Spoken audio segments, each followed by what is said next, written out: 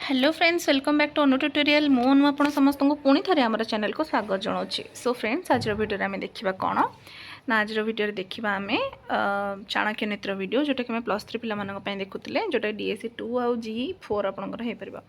तेज चलतु आरंभ करवा वीडियोटी आरंभ करने पूर्व आप समस्त को कही रखुच्छी जदि मो चैनल नुआ अच्छा चैनल को जल्दी जल्दी सब्सक्राइब कर दिंतु पाखे थोड़ा बेल आइकन को दबाई दिंतु और ऑल नोटिफिकेशन प्रेस कर दिंतु ताकि मु बनथुआ सब वीडियो नोटिफिकेशन आप समस्त को सर्वप्रथम मिल जाए।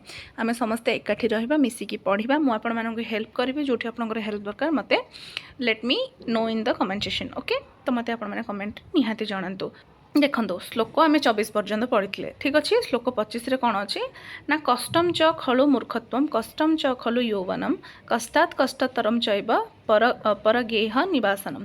ताने कौन हो ना मूर्खता कष्टदायक अटे तापर कौन अच्छी ना यौवन अवस्था मध्य कष्टदायक अटे किंतु ताठार अधिक कष्टदायक होची कौन ना सही घरे ताठार अधिक कष्टदायक होची अन्यर घरे वास करबा। जो तुम मूर्ख अछ ताहले मध्य सेटा कष्टदायक यौवन अवस्था मध्य कष्टदायक तथा कहीं ना अन्यर घरे वास करबा होची सबठार अधिक कौन कष्टदायक होता है। ठीक अच्छे माने निजे निज घरे जी सुख सुविधार बास कर अधिक कष्ट हो अन्य घरे बास करवा। नेक्स्ट कौन देती शैले शैलन माणिक्यम मुक्तिकम न गजे गजे साधवो नहीं सर्वत्र चंदनम नहीं बने बने माने कौन ना प्रति पर्वत माणिक्य रत्न न थाए प्रति हाथीर मस्तक गजा मुक्त न थाए सेहीपरि सब स्थान साधु माने न थांती कि प्रति बण चंदन वृक्ष न थाए पिला माने। तापर देछि कौन पुत्राश्च विविधैहि शैली नियोज्या सततम बुधैः नीतिज्ञाः शीलसंपन्नाः भवन्ति कुलपूजिताः। बुद्धिमान व्यक्ति निजर संतान मानक विभिन्न सुशीलता प्रभृति गुण रे नियोजित करवा उचित कारण सदाचार युक्त संतान वंश रे सम्मानित होता है। ठीक अच्छे तापर देखो पिला मुझे कथा कहले बेले धई सई हो जोटा आप जानीपे मत टे निश्वास भी नबार प्रोब्लेम हो कथा कह प्रोब्लेम हो तो टे से जिनटा को एडजस्ट आपण मैंने करदे आउ कौन कहीपरि। ठीक अच्छे शरीर असुस्थता हेतु टी कह मत प्रोब्लेम हो फिर भी मुझे एत दिन लगे वीडियो जानी केमती कंटिन्यू करी से वीडियोज नहीं निहाती वीडियोज पठेबी बोलिकी काली गत काली ठार वीडियोज आरंभ करी। ठीक अच्छे तो देखु एक 28 नंबर श्लोक कौन दे माता शत्रु पिता वैरीयेन बालो न पठितः न शोभते सभा मध्ये हंस मध्ये बको यथा।